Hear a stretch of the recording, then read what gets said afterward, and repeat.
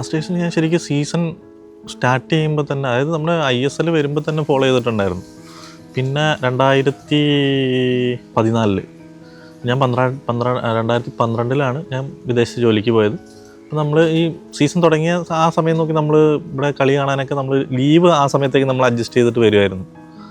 പിന്നെ തുടങ്ങിയപ്പോൾ നമുക്ക് ഭയങ്കര സന്തോഷമായിരുന്നു. വെച്ചാൽ നമുക്ക് കേരളത്തിൻ്റേതായ ഒരു ടീമാണ്. ഒന്ന് നമ്മൾ ചെറുപ്പത്തിൽ ഫുട്ബോള് ഈ പറഞ്ഞ സ്കൂളിലൊക്കെ ഫുട്ബോൾ കളിക്കുമായിരുന്നു. ഫുട്ബോളിനോടുള്ളൊരു ഇഷ്ടമുണ്ട് നമുക്ക്.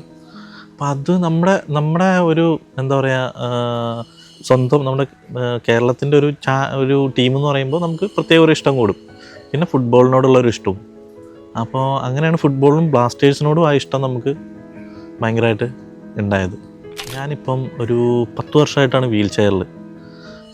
ഞാനൊരു ടെറസിൻ്റെ മുകളിൽ നിന്ന് വീണാണ്. ഞാനൊരു പ്രവാസിയായിരുന്നു.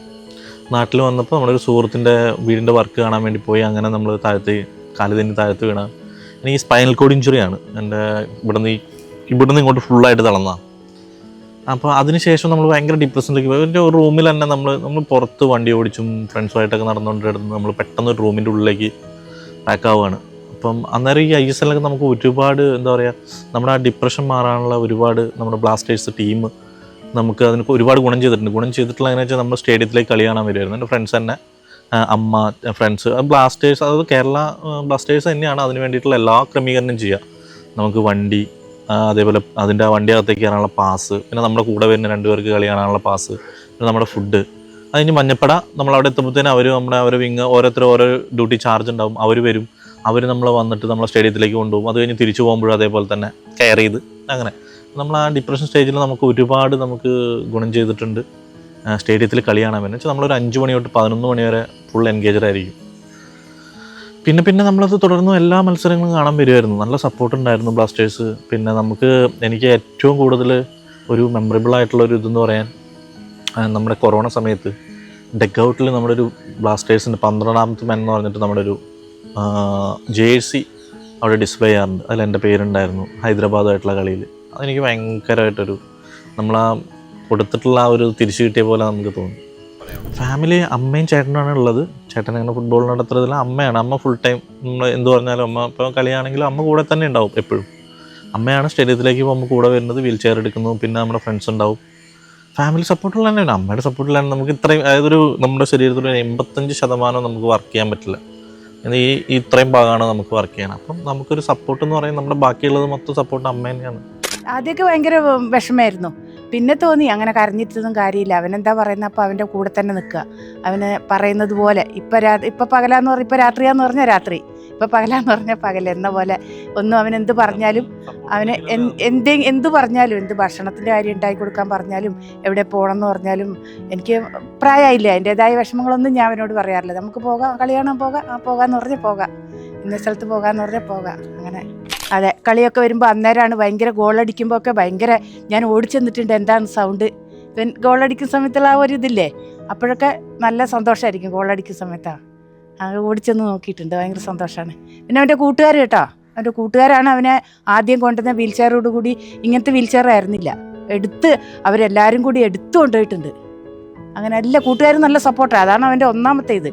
എനിക്ക് 2ാം സ്ഥാനമേ ഉള്ളൂ.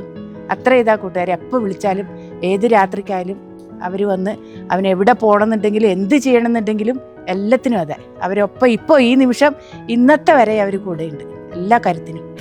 അതെ അവൻ ഇങ്ങനെ കളി കാണാൻ തുടങ്ങി പോകാൻ അങ്ങ് സ്റ്റേഡിയത്തിലേക്ക് വരും ഭയങ്കര സന്തോഷമായിരുന്നു. എത്ര വയ്യെങ്കിലും അതെ അവരെടുത്തോണ്ട് പോയത്. റൂമിന്റെ അകത്ത് പെട്ടെന്ന് നമ്മൾ ഇത്രയും ക്രൗഡിന്റെ ഇടയിലേക്ക് ഇറങ്ങുമ്പോൾ നമുക്ക് ഒരുപാട് ഒരു ഇത് കിട്ടിയിട്ടുണ്ടെന്നേരം. ഇപ്പോൾ ഇങ്ങനെ ഒരു ഇത് പറ്റിയിട്ട് 10 വർഷമായി. ഞാൻ മുമ്പ് വർക്ക് ചെയ്തുകൊണ്ടിരുന്ന വിദേശത്താണ്.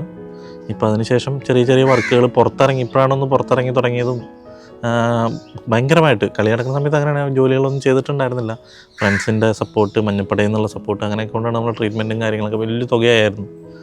ബ്ലാസ്റ്റേഴ്സ് മാനേജ്മെൻറ്റും അന്നേരം ആ സമയത്ത് നമ്മൾ ഇടപെട്ടിട്ട് ഹെൽപ്പ് ചെയ്തിട്ടൊക്കെ ഉണ്ട്. പിന്നെ ഇപ്പം നമുക്ക് ലോട്ടറി ഏജൻസി ഉണ്ട്, നമുക്ക് ഗവൺമെൻറ്റിൽ നിന്ന് ഏജൻസി തന്നിട്ടുണ്ട്, അങ്ങനെ ടിക്കറ്റ് എടുക്കുന്നുണ്ട്, അങ്ങനെയുള്ള വർക്ക് ചെയ്യുന്നുണ്ട്. പിന്നെ ചെറിയ ഇതേപോലെ വണ്ടി കച്ചവടം, സ്ഥലക്കച്ചവടം, അങ്ങനെ ചെറിയ വർക്കുകൾ നമുക്ക് വീട്ടിലിരുന്ന് എന്തൊക്കെ ജോലി ചെയ്യാൻ പറ്റും അതെല്ലാം ചെയ്യുന്നുണ്ട്. നമ്മുടെ കാര്യങ്ങൾ മുന്നോട്ട് കൊണ്ടുപോവുക. ഹാപ്പി ആയിട്ടിരിക്കുക. വെറുതെ നമ്മൾ വിഷമിച്ചിരുന്നിട്ട് കാര്യമൊന്നുമില്ല, ഉപകാരമൊന്നും ഉണ്ടാവില്ല. നമ്മൾ വീട്ടിൽ കിടന്നിറങ്ങി നമ്മുടെ ബെഡ് കുഴിഞ്ഞു പോകാന്നല്ലാണ്ട് വേറൊരു ഗുണം ഉണ്ടാകുന്നില്ല. ജീവിക്കുന്ന സമയം നമ്മൾ പരമാവധി ഇതായിട്ട് ജീവിക്കുക. ജനിച്ചതാണ് നമ്മൾ, അത് മോളിൽ നിന്ന് തീരുമാനിച്ചാലേ നമ്മുടെ മരണം ഉണ്ടാവുള്ളൂ.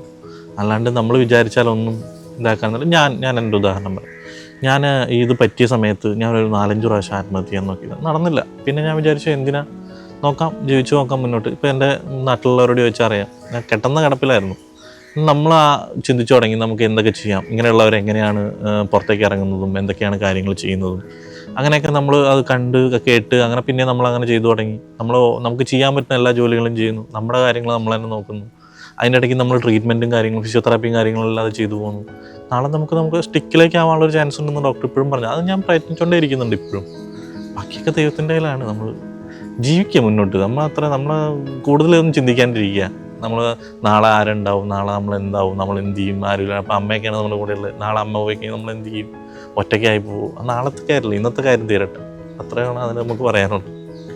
എനിക്ക് പറയാനുള്ളത്, നമുക്കിപ്പം ഉയർത്തിയും താഴ്ചയൊക്കെ എല്ലായിടത്തും ഉണ്ടാവും. നമ്മൾ എന്താ പറയുക, എന്ത് മത്സരമായാലും ശരി, ബാക്കി എന്ത് കാര്യത്തിലും ഉണ്ടാവും. നമ്മൾ ഉറച്ചു നിൽക്കുക, ടീമിനോടൊപ്പം ഉറച്ചു നിൽക്കുക, നമ്മുടെ ക്ലബിനൊപ്പം ഉറച്ചു നിൽക്കുക. നമുക്കൊരു സമയം വരും, വരാണ്ടിരിക്കില്ല, അത് ഉറപ്പാണ്. അതാണ് എനിക്ക് ഫാൻസിനോട് പറയാനുള്ളത്. നിങ്ങളെല്ലാം ബ്ലാസ്റ്റേഴ്സിൻ്റെ കൂടെ തന്നെ നിൽക്കുക. നമ്മളൊക്കെ ഈ ഒരു അവസ്ഥയിലും നമ്മൾ സ്റ്റേഡിയത്തിൽ വരാനും നമ്മൾ കളി കാണാനും ഒക്കെ ഇത് എഫർട്ട് എടുത്തിട്ട് വരുന്നതാണ് നമ്മൾ. അപ്പം എല്ലാവരും അതേപോലെ തന്നെ നമ്മളെ ടീമിനോടൊപ്പവും നമ്മുടെ ക്ലബിനോടൊപ്പം നിൽക്കുക. എനിക്ക് ഒരു കാര്യം കൂടി പറയാനുണ്ട്. നമ്മൾ ഈ ഫുട്ബോൾ കേരളത്തിൽ അപേക്ഷിച്ച് നമ്മുടെ ഫുട്ബോളിന് ഭയങ്കരമായ ഒരു ഇതുള്ളതാണ്. പക്ഷേ ഇന്ത്യയിൽ നമ്മൾ നോക്കുമ്പോഴത്തേനും കൊൽക്കത്ത ഒഴിച്ച് ബാക്കി അങ്ങനെ ഈ ക്രിക്കറ്റിന് കിട്ടേണ്ടതിൻ്റെ ഒരു 10% പ്രാധാന്യം പോലും നമുക്ക് ഫുട്ബോളിന് കിട്ടുന്നില്ല. നമ്മുടെ രാജ്യം ഇത്രയും വലിയ രാജ്യം, ഫണ്ടില്ലാത്ത രാജ്യമല്ല. പക്ഷെ എന്തുകൊണ്ടാണ് അങ്ങനെ ഉണ്ടാകുന്നതെന്ന് ഭയങ്കര. പക്ഷേ നമുക്ക് പ്ലെയേഴ്സ് വളർന്നു വരണമെന്നുണ്ടെങ്കിൽ ഇന്ത്യൻ ടീമും അതേപോലെ വളരണം. എന്നാലാണ് പുതിയ പ്ലെയേഴ്സ് വരാനും ഇതേപോലെ ക്ലബ്ബുകളും അങ്ങനെയുള്ള കളികളൊക്കെ ഉണ്ടാവുള്ളൂ. അതും എനിക്കൊരു നമ്മൾ കുറച്ചും കൂടി ഒന്ന് ഇമ്പ്രൂവ് ചെയ്യണമെന്ന് ഭയങ്കര ആഗ്രഹമുണ്ട്. എല്ലാ ആളുകളും ഡാനിഷ് ഓക്കെ